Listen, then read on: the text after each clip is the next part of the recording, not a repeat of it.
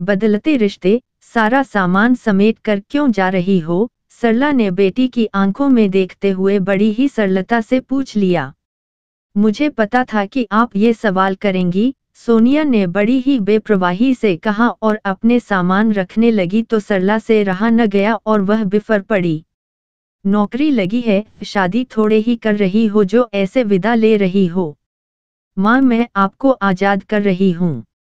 अब आप अपने पति और बेटे के साथ आराम से रहिए और मेरी चिंता छोड़ दीजिए। यह सुनते ही सरला जैसे आपे से बाहर हो गई तो बेटी के मुंह पर एक तमाचा जड़ दिया। अच्छा किया आपने अच्छी विदाई दी। एक बात आपको बताऊं कि ये नौकरी तो महज बहाना है। मुझे आप सबसे दूर जाना है। और वह सुबकने लगी। सोनिया सरला के पहले पति की बेटी थी। वह शादी के पहले महीने ही गर्भ में रह गई थी। किसी तरह वहां शादी के 5 महीने निकाले।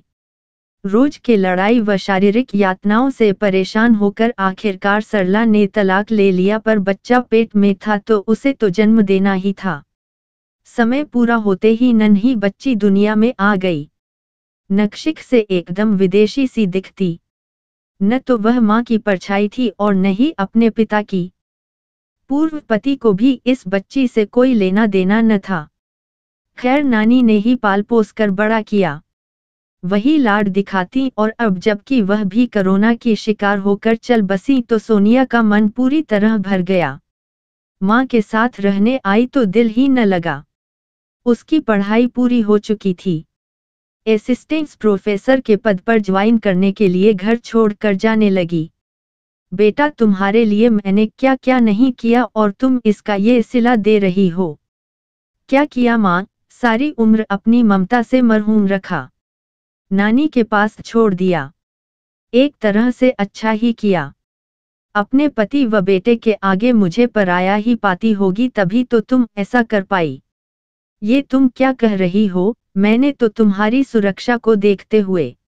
अच्छा, अगर मैं आपकी दूसरी शादी के बाद जन्म लेती तो भी मुझे नानी के पास छोड़ देती।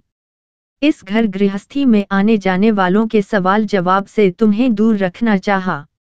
मुझसे गलती हो गई। आपने मुझे जन्म दिया था। आप मुझे साथ रख सकती थीं। लोग 2 दिन बोलते और तीसरे दिन चुप हो जाते। मैं आपसे ऐसा क्या मांग रही थी? अपना हक ही न। कुछ ज्यादा तो नहीं चाहा।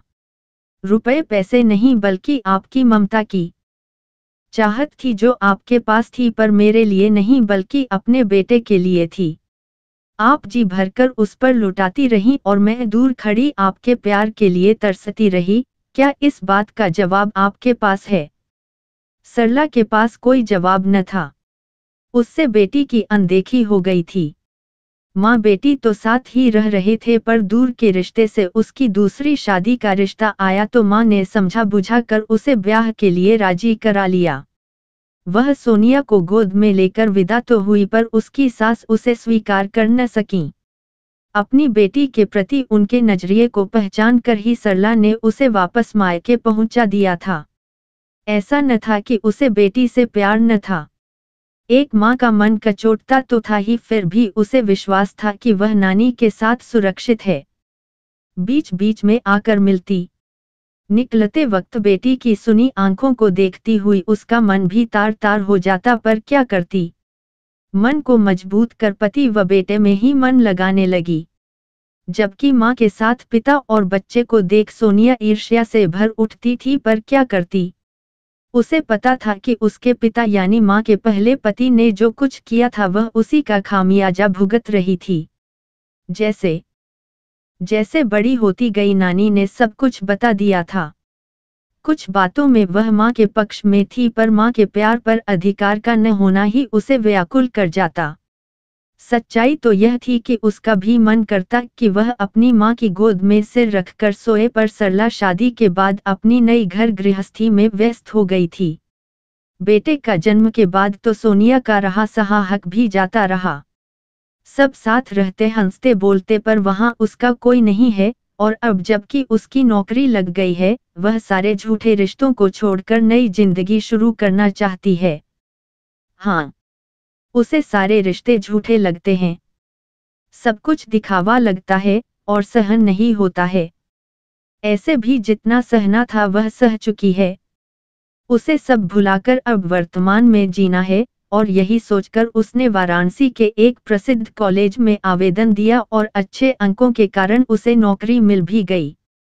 वहां एक से बढ़कर एक लड़के उसके लिए विवाह का प्रस्ताव लेकर आए, पर उसकी रुचि उस ओर न थी। उसका मन तो अपने बचपन में ही अटका था। खुद को संभाल कर उसने स्वयं को काम के प्रति समर्पित कर दिया। पहले तो अपनी खोज खबर सरला को फोन पर दिया करती, पर धीरे धीरे वह भी बंद हो गया। आज सुबह जब सरला ने अखबार खोला तो देखा कि सोनिया की तस्वीर मुख्य पृष्ठ पर छपी है। आगे का समाचार पढ़कर उसकी आंखों से आंसू छलक आए। उसकी बेटी को काशी यूनिवर्सिटी की ओर से रिसर्च के लिए जर्मनी भेजा जा रहा है, साथ ही उसी यूनिवर्सिटी में स्थायी नौकरी भी दी गई है। ऑफर लेटर के साथ सोनिया की संलग्न तस्वीर देखकर गर्व से उसका सीना चौड़ा हो गया। आज उसे विश्वास हो गया कि उसकी जुझारू बेटी कोई आम बच्ची नहीं बल्कि असाधारण प्रतिभा की धनी है। उसके मन में आत्मग्लानि के ऐसे भाव उठे कि वह अपनी ही नज़र में शर्मिंदा महसूस करने लगी।